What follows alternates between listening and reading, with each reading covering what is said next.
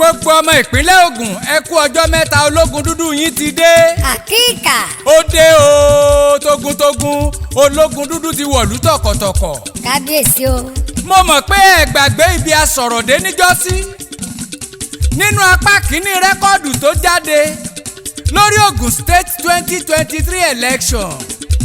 mo wí fún yín pé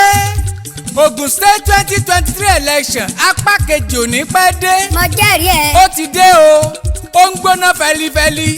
gbogbo ọmọ ìpínlẹ̀ Ògùn ẹ kú oríire ibi afẹnukò sí nínú apá kínní rẹ́kọ́ọ̀dù tó kọjá náà ń lọ̀rọ̀ ọ̀hún dé dúró lórí ká fi APC PDP sílẹ̀. mo jẹ́rìí ọ̀gá mi wọn yìí gbàgbé ọ̀rọ̀. mo kí tó bá ti jòyè ìpínlẹ̀ Ògùn ẹ mà ṣe àdúpẹ́ mo rọ́wọ́ yín látọjọ́ tá a ti pinnu lórí pé ká wẹ́gbẹ́ míì tuntun ká ṣe àtìgbà yẹn làwọn ọmọ ìpínlẹ̀ Ògùn ti ń forúkọ ẹgbẹ́ ránṣẹ́ sí mi lóríṣiríṣi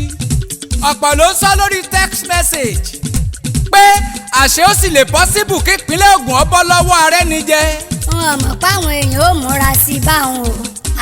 eléyìí wá ga o àsọpẹ́ tí wọ́n ti fẹ́ kí PDP àti APC ó kú òǹlú. ìyẹn ni pé Ológundúdú lè wá nǹkan fà wá létí ká bọ́ lọ́wọ́ amúnisìn gbogbo èèyàn ló ń wí pé ẹgbẹ́ tuntun ló kù tó lè ràn wá lọ́wọ́ ẹgbẹ́ tuntun ló kù tó lè ṣe wá lóore a ti gbé APC a gbé PDP náà wò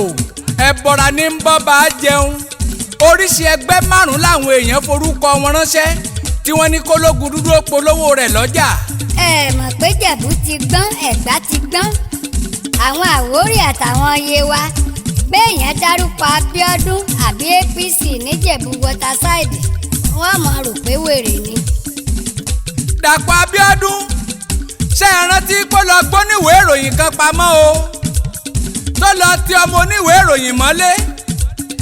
tórúkọ rẹ̀ ń jáde wálé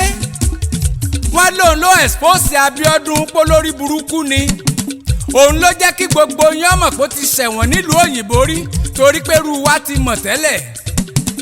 àwa dákẹ́ afọwọ́lẹ́rán agbágbàdò lọ́wọ́ àgbà yìí ní pé ká lù ú ń lọ jẹ́ kí n kọ́kọ́ dákẹ́ ọwọ́ àdá ó ti sídìí ara rẹ̀ síta àwọn commissioners àtàwọn advisers Abíọ́dún tábẹ́dún olórí burúkú gbà ṣiṣẹ́ ẹ jẹ́ kí n wí fún yín ó lè ní gbogbo wọn pátá ò tó lu òyìnbó dé mọ́ ọ̀rẹ́ Dàpọ̀ Abíọ́dún tó lọ tí wọ́n mú ṣe bẹ́ẹ̀ gbọ́ pé Dàpọ̀ ní ọmọ lọ òun ti mọ̀ pé wọ́n lè mú kọ́mọ́ padà wálé mọ́ ṣùgbọ́n ewúrẹ́ gbọ́ ni wèrè tún kí gómìnà láyà. ọ̀gá mi ṣe bẹ́gbẹ́ ẹyẹlẹyẹ máa ń wọ́tọ̀ ẹgbẹ́ ẹja ní bẹ́jà ṣe olè ní gómìnà olè lákọ̀wé jàgùdà ní gbogbo àwọn ọ̀rẹ́ rẹ̀ àti gbákejì gómìnà ṣé kò wá tán bí ẹ ti rógo ọmọ ìpínlẹ̀ Ògùn ẹ jẹ́ sọjí ẹ jẹ́ jíra yín. ẹ̀yin wèrè tó ṣe pé Dàpọ̀ Abíọ́dún lẹ̀ ń tẹ̀lé ẹ̀yin dìndìnrìn dòǹgárì ẹ̀yin òṣèlú olójú dúdú ẹ̀yin amúmimùràwé ẹ̀yin sọ̀kísọ̀ńbọ́lọ́ ọ̀dẹ̀ ṣé ẹ ti wá gbọ́ bẹ́ẹ̀ tí ìródòdó ọ̀rọ̀ gbámú pégbé wiri apamọ́lẹ́kúnjayé l'Abíọ́dún gómìnà yín ti ń kówó olówó kiri àwọn olè tí wọ́n jọ ń ọpẹ́rẹ́tì nílùú òyìnbó ni wọ́n wálé tí wọ́n wá di kọmíṣánná ìpínlẹ̀ Ògùn. àwọn ọmọ àlè nù. ọ̀gá mi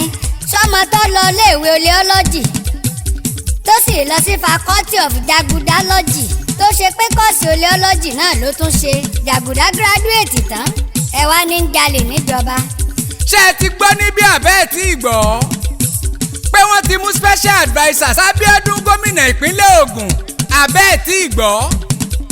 ṣé ẹ ti gbọ́ pé ó dárúkọ Dàpọ̀ Abíọ́dún pòun lọ̀gá tó kọ́ òun níṣẹ́ ṣé ẹ ti gbọ́ pé nú ọgbà ẹ̀wọ̀n t'Abíọ́dún ti jáde ni wọ́n tún mú un lọ Abíọ́dún Rúfáì ló ń jẹ́ olórí olè l'Amẹ́ríkà. ẹ sì wá wò ó Dàpọ̀ Abíọ́dún tó wá di karambà ní àkúyà olórí gbéwèrè yìí o bàbá rẹ̀ sì ré èèyàn rẹ̀ ni o èèyàn gidi ni bàbá tíṣà o bàbá tó bí lọ́mọ ò ṣeé fọwọ́rọ́ sẹ́yìn nípínlẹ̀ Ògùn ìyá Dàpọ̀ tó bí Dàpọ̀ Abíọ́dún èèyàn rẹ ni o ṣùgbọ́n kò sí bá ti ṣe bòlò tí ò ní rùngbẹ́ kò sì sí bá ti ṣe náà téèyàn ò ní rí kan nú àwọn ọmọ tí ó ya pòkì bàbá rẹ̀ sì sọ fún un pé kó tọ́jú àwọn pẹ́ńsánàsì tó bá dórí ọba pé kó sì tọ́jú àwọn òṣìṣẹ́ ọ̀hún lọ́wọ́ kó sẹ́wọ̀n báyìí tí ń sọ wípé wọ́n dá rọ́bà torí pé wọ́n gba mọ́tò lọ́wọ́ ọ̀gá wọn ní Táísò láàrin College of Education ọmọ wa ò ní ya pòkì. ọmọ ìpínlẹ̀ Ògùn obìnrin ìpínlẹ̀ Ògùn ọkùnrin ìpínlẹ̀ Ògùn onílé àlejò ẹ yàgò fẹ́gbẹ́ APC nípínlẹ̀ Ògùn ẹ yàgò fẹ́gbẹ́ PDP. àwọn alákatakí tí wọ́n ń léra wọn bọ̀. ẹgbẹ́ tuntun làwọn ìgbìmọ̀ lọ́balọ́ba ìpínlẹ̀ Ògùn ní ká kéde àwọn ọmọ ìpínlẹ̀ Ògùn yíkáyíká gbogbo Nàìjíríà ohun àgbáyé wọ́n ti forúkọ ẹgbẹ́ tuntun ránṣẹ́ sí wa wọ́n ní ká wá bá wọn gbàdúrà ká tọpa rẹ̀ lọ́dọ̀ Olúwa àwọn ẹgbẹ́ tí wọ́n fi ránṣẹ́ rèé o wọ́n ní káwọn àgbààgbà òjíṣẹ́ Ọlọ́run ó lọ ṣiṣẹ́ lórí rẹ̀ ní wàràwàrà. sọ́dà pé báyé ti ṣe bàjẹ́ tó nípínlẹ̀ Ògùn ó yẹ ká tún ráwọn wèrè kan tí wọ́n kó sí síngílẹ̀tì tí wọ́n ń tẹ̀ lábíọ́dún tí wọ́n ń jíjó ẹlẹ́yà nígboro sí ọ̀. àwọn ọmọ Ògùn wọ́n ní yàtọ̀ sí PDP APC wọ́n ní ká bá wọn gbé Labour Party wọ̀lú àwọn èèyàn kan ní àkọọ́dù làwọn ń fẹ́ àwọn kan ní ADC African Democratic Congress àwọn èèyàn kan sọ pé NNPP wọ́n tún lẹ́gbẹ́ kan ń bẹ Action Alliance ló ń jẹ́ dédé Ìjẹ̀bú ti fárígá o wípé KPC ẹ máa lọ olè Dàpọ̀ Abíọ́dún olè wọ́n ní kí PDP ó máa lọ ẹgbẹ́ pindípi wọ́n ní kí wọ́n máa lọ.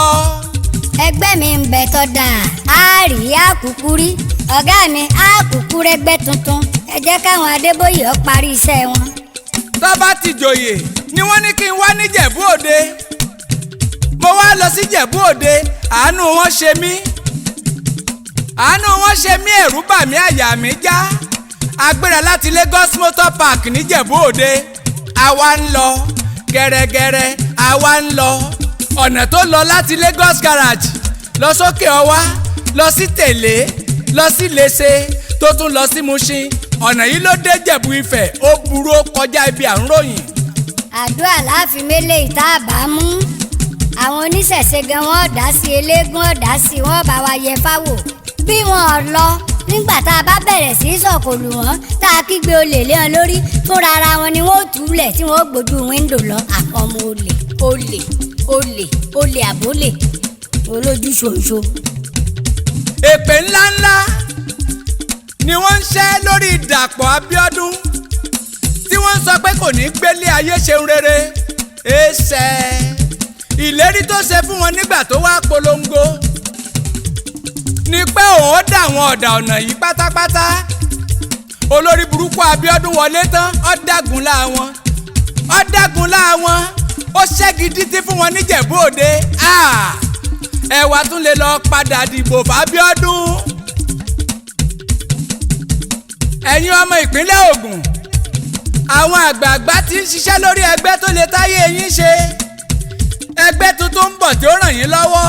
wọ́n ti fún wa lórúkọ a fẹ́ lọ gbàdúrà sí ni àwọn orúkọ tẹ́ ẹ fi ránṣẹ́ á ti fáwọn àgbààgbà ó ń bẹ lọ́wọ́ Adébóyè ó ń bẹ lọ́wọ́ Oyèdépò a ti fún sífìmáàmù àtàwọn àgbààgbà ní mọ́ṣáláṣí a fún wọn nílé awo nílé ìṣẹ̀ṣe àlejò tó bá wọ̀ Jẹ̀bú Òde tó dé bọ́nàjọ tó wá ń gbabẹ̀ lọ sáwó kọ̀yà ó jẹ́ dandan ni kó bá wa ṣépè fúnjọba APC ẹ bá wa ṣépè fúnjọba APC látàyé amósùn ní gbogbo ọ̀nà Ìjẹ̀bú kẹ̀dẹ̀ ti polúkúrú muṣu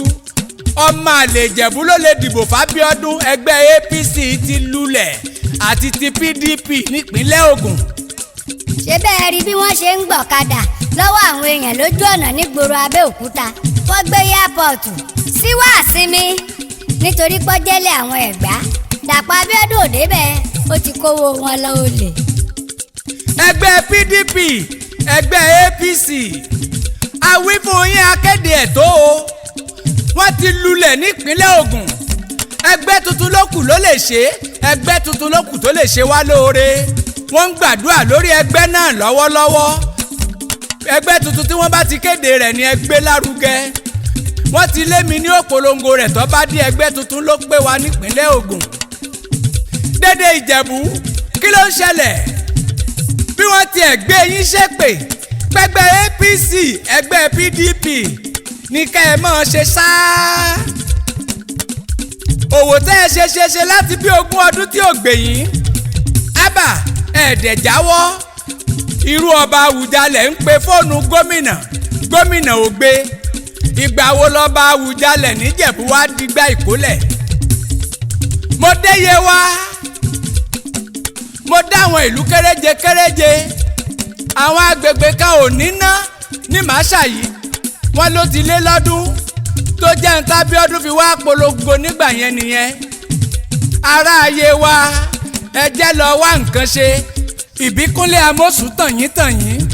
Gbẹ̀ngà Daniel tànyín Abíọ́dún Túndé ẹ tún ṣì wà nínú òkùnkùn ẹ wẹ́gbẹ́ tuntun ṣe ẹ̀yin tíye wá ẹ̀yin Àwórì ẹ̀yin tó ń bẹ ní Mẹ̀kọ ṣólógundúdú ló yẹ kó ṣẹ̀ṣẹ̀ wá máa sọ fún yín pẹ́gbẹ́ APC pẹ̀lẹ́gbẹ́ PDP wọ́n ń fi yín tàfàlà ni wọn ò lè ràn yín lọ́wọ́ ṣe ni wọ́n ń fi yín rúgbó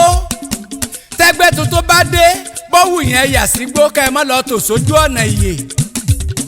àbájáde táwọn òjíṣẹ́ Ọlọ́run ṣe lórí ẹgbẹ́ tuntun òun là ń retí wọ́n ń bá wa gbàdúrà lọ́wọ́lọ́wọ́ orúkọ ẹgbẹ́ tuntun náà ò ní pẹ́ jáde apá kẹta rẹ́kọ̀dù yìí ń bọ̀ lẹ́ẹ̀tì mọ ibi tí gbogbo wa ń lọ Ológundúdú ń padà bọ̀